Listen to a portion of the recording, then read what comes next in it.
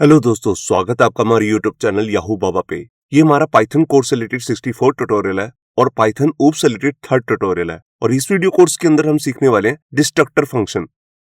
देखिए, हमने इससे पिछली वीडियो में एक टॉपिक किया था जिसका नाम था कंस्ट्रक्टर।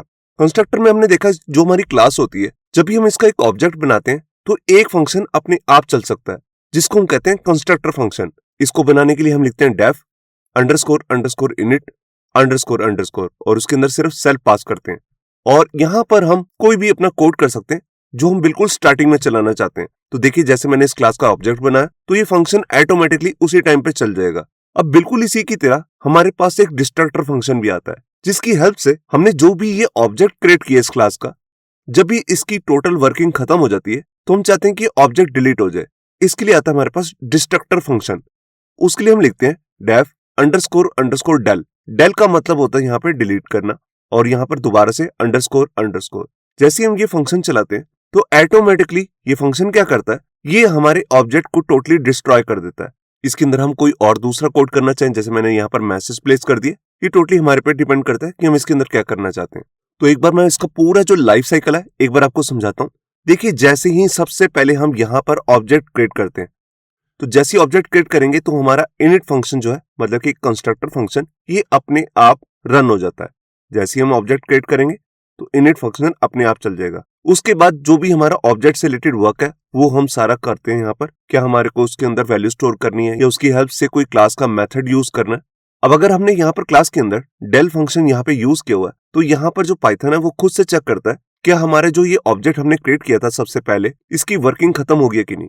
अगर उसकी वर्किंग टोटल खत्म हो चुकी है तब यहाँ पर ऑटोमेटिकली हमारा डेल फंक्शन यहाँ पर चल जाएगा, मतलब कि डिस्ट्रक्टर फंक्शन जो डिस्ट्रॉय कर देगा हमारे ऑब्जेक्ट को। ये डिस्ट्रॉय कहां से करता है? ये करता है डिस्ट्रॉय मेमोरी में से।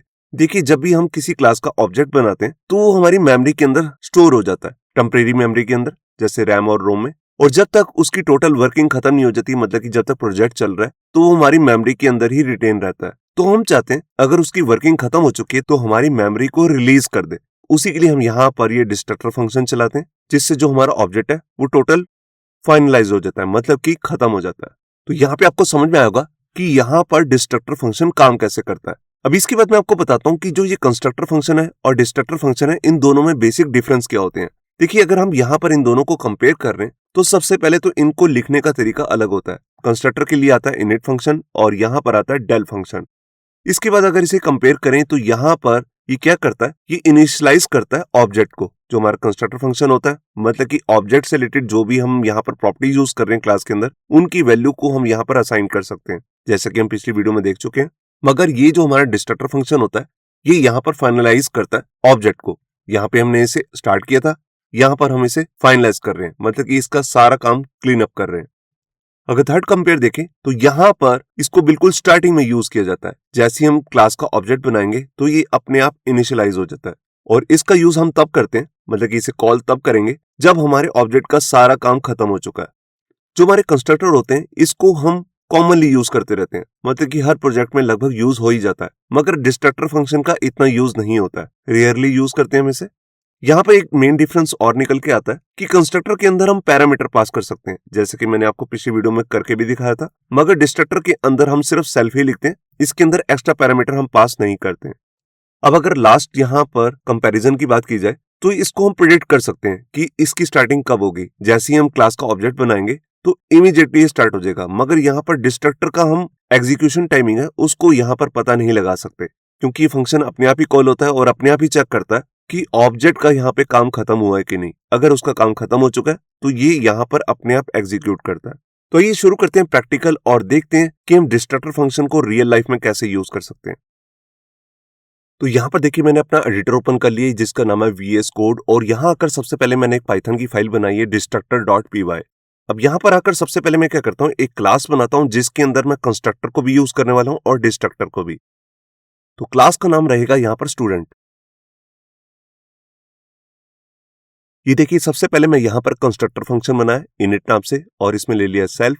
अब यहाँ पर मैं एक एक्स्ट्रा पैरामीटर ले लेता हूँ जिसका नाम रहेगा नेम, मतलब कि यूजर जो है, जो स्टूडेंट है, वो अपना नेम यहाँ से सेंड करेगा। तो यहाँ पर मैं प्रॉपर्टी लेता हूँ नेम नाम से और उसके अंदर जो हमारे पैरामीटर है नेम, इसकी वैल्यू को स्टोर कर देता हूँ।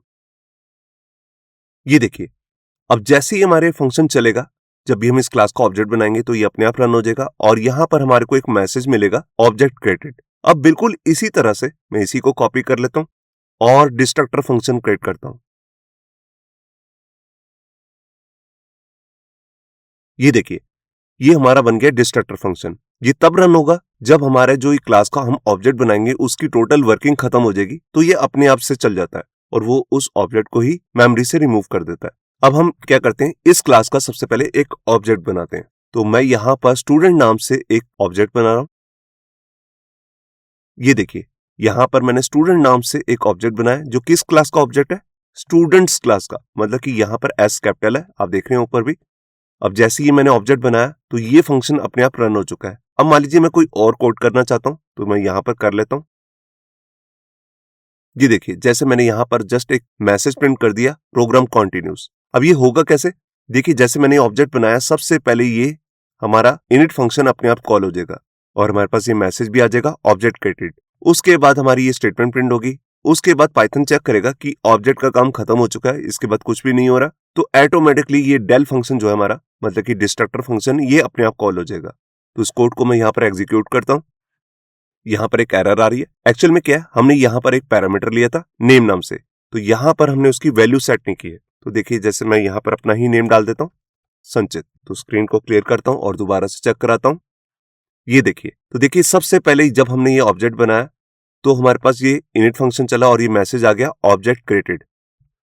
उसके बाद ये वाला हमारा कोड चला, प्रोग्राम कंटिन्यूस, और लास्ट में ये डेल फंक्शन, मतलब कि जो हमारा डिस्ट्रक्टर फंक्शन है, ये अपने आप रन हो गया और यहां पर आ गया ऑब्जेक्ट डिस्ट्रॉयड।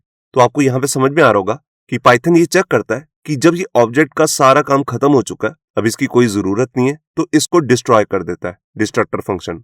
अब इसके बाद मैं आपको बताता हूं कि जैसे मैंने अभी आपको बताया ये डिस्ट्रक्टर फंक्शन अपने आप कॉल होता है, हम इसे यहां पर मैनुअली भी कॉल कर सकते हैं। अभी तो ये ऑटोमेटिकली कॉल हो रहा है, मगर अगर हम इसे खुद से कहीं पर बीच में कोड में बंद करना चाहें तो वो भी कर सकते हैं। तो उसके बेसिकली दो तरीके होते हैं। सबसे पहले इसके लिए आता है डेल फंक्शन। ये वाला डेल नहीं, ये तो डिस्ट्रक्टर फंक्शन है। देखिए, जैसे मैं यहां पर ही जब मैंने ऑब्जेक्ट बनाया इसके बाद ही इसको रिमूव करना चाहता हूं, तो सिंपल लिखूंगा डेल, और डेल के बाद आपको बताना ऑब्जेक्ट का नाम। तो हमारे ऑब्जेक्ट का नाम है स्टूडेंट। तो पहले ये ऑब्जेक्ट बनेगा तो ये इनिट फंक्शन चल जाएगा। उसके बाद हमने मैनुअली इसको यहां पर रिमूव कर दिया, तो जैसे ही रिमूव किया तो ये ऑब्जेक्ट टोटली डिस्ट्रॉय हो चुका है और उसके बाद यहां पर हमारा आगे का कोड रन होने लग जाएगा। तो देखिए, मैं इसे चला के दिखाता हूं। ये देखिए, अब देखिए जो ऊपर पहले सीक्वेंस आ रहा था, अब ये उससे थोड़ा सा अलग है। सबसे पहले ऑब्जेक्ट क्रिएट हुआ है, उसके बाद मैंने सेकेंड लाइन में इसको डिस्ट्रॉय कर दिया और लास्ट लाइन में हमारा आगे का प्रोग्राम जो है कंटिन्यू है। मगर यहाँ पर जो दूसरा तरीका है उसमें क्या करते हैं हम, हमारा जो ये डिस्ट्रक्टर फंक्शन है इसी को मैनुअली कॉल कर सकते हैं, जबकि ये ऑटोमेटिकली कॉल होता है लास्ट में, मगर हम इसे मैनुअली भी कॉल कर सकते हैं। मैं उसको दिखाता हूं आपको। तो मैं इस लाइन को कमेंट कर रहा हूं और यहां पर आता है सबसे पहले हमारे ऑब्जेक्ट का नाम। तो हमारे ऑब्जेक्ट का नाम है स्टूडेंट डॉट, उसके बाद हम यहां पर लगाते हैं कि कौन से मेथड को आपने कॉल करना है। तो हमारे मेथड का नाम है अंडरस्कोर अंडरस्कोर डेल। ये देखिए, तो इस तरह भी हम इसे मैनुअली कॉल कर सकते हैं, मगर इस तरह से आपको यूज नहीं करना चाहिए। वो क्यों नहीं यूज करना चाहिए मैं आपको बताता हूं। पहले मैं इसको एग्जीक्यूट करके दिखा दूं आपको। तो यहां पर मैंने इसे चलाया और ये देखिए, यहां पर देख सकते हैं आप, पहले ऑब्जेक्ट क्रिएट हुआ है, उसके बाद मैंने सेकंड लाइन में ही इसको डिस्ट्रॉय कर दिया यहां पर, उसके बाद प्रोग्राम कंटिन्यू रहा आगे और लास्ट में ये अपने आप भी कॉल हो जाता है। जैसे कि मैंने आपको बताया था लास्ट में अपने आप कॉल होगा, मगर अब इसकी कोई खास जरूरत नहीं होती है लास्ट में, क्योंकि ऑलरेडी हमने डिस्ट्रॉय कर दिया। मगर जब हम इस तरह से मैनुअली डिस्ट्रक्टर फंक्शन को कॉल करते हैं तो ये ऑब्जेक्ट को डिस्ट्रॉय नहीं करता, जबकि हमने मैसेज तो यहां पर यही दिया ऑब्जेक्ट डिस्ट्रॉयड, क्योंकि ये फंक्शन अपने आप चल चुका है। ये बेसिकली क्या करता है, ये ऑब्जेक्ट तो यहीं पर क्रिएटेड ही रहता है मेमोरी के अंदर, मगर उससे रिलेटेड जितने भी अंदर के काम है क्लासेस के, वो उसे असेस नहीं कर सकता। देखिए, मैं इसको आपको दिखाता हूं। अगर मैं यहां पर, मैंने आपको पिछली वीडियो में बताया था, जो हम ऑब्जेक्ट बनाते हैं उसकी हम डाटा टाइप चेक कर सकते हैं। तो यहां पर अब मैं इसे चेक करके दिखाता हूं। तो यहां पर मैंने प्रिंट के अंदर लिखा टाइप और टाइप के अंदर पास कर दिया अपना ऑब्जेक्ट स्टूडेंट। तो मैं इसको स्क्रीन को क्लियर करता हूं और आपको चेक कराता हूं। ये देखिए, यहां पर ये बता रहा है ये क्लास है और यहां पर ये किस क्लास का ऑब्जेक्ट है, ये है स्टूडेंट क्लास का ऑब्जेक्ट, मतलब कि इसकी डाटा टाइप है जो हमारा ये ऑब्जेक्ट है स्टूडेंट का। मगर अगर मैं यहां पर, जो मैंने आपको पहले मेथड बताया डेल फंक्शन के साथ, अगर हम डेल के साथ यहां पर ऑब्जेक्ट का नाम लिख देते हैं तो ये इसको टोटली डिस्ट्रॉय कर देता है। तो मोस्टली डेवलपर इसी का ही यूज करते हैं, इस तरह से यूज नहीं करते। अब जब मैं इस तरह से यूज करूंगा तो आप देखेंगे अब ये इसकी डाटा टाइप नहीं बता पाएगा। ये देखिए यहां पर एक एरर आ गई है। एरर क्या आ रही है मैं आपको दिखाता हूं। यहां पर एक नेम एरर आ चुकी है। ये कह रहा है जो आपने स्टूडेंट बताया इज नॉट डिफाइंड, ये तो डिफाइन ही नहीं है। अब उसको पता ही नहीं लग रहा है ये क्या चीज है।